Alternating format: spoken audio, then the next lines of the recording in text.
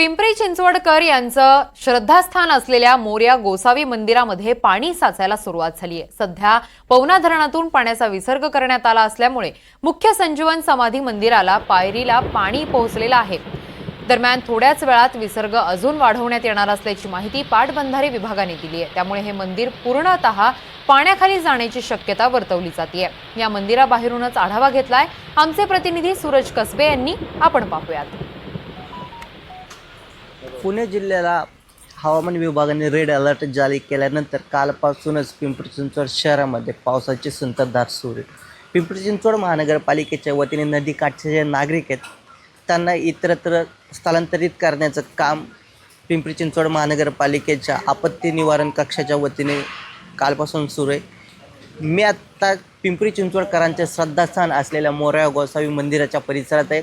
पवना धरणातून पाण्याचा विसर्ग करण्यात येतोय आणि हा विसर्ग सध्या 5000 क्युसेक्सने चालू आहे आणि तो दुपारीपर्यंत वाढवण्याची शक्यता पाटबंधारे विभागाच्या वतीने करण्यात आली। दरम्यान पवना धरणातून जो पाण्याचा विसर्ग सुरू आहे त्यानंतर पवना नदी पात्रातील पाण्यामध्ये मोठ्या प्रमाणावरती वाढ झाली आणि ह्या पाणी पातळीमुळे पिंपरी चिंचवडकरांचे श्रद्धास्थान असलेल्या मोरया गोसावी मंदिराच्या परिसरात मोठ्या प्रमाणावरती पाणी साचायला सुरुवात झाली।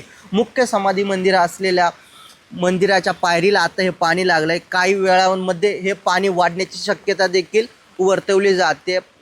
मोठ्या प्रमाणावरती या ठिकाणी पाणी साचत असतं आणि श्रींच्या मुख्य मूर्तीला या पवना माईच्या पाण्याने जलाभिषेक देखील करण्यात असतो।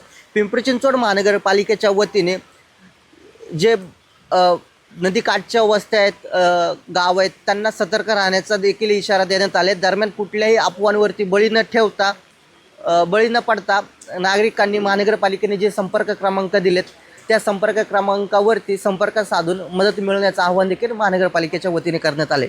सूरज कसबे, NDTV मराठी, पिंपरी चिंचवड।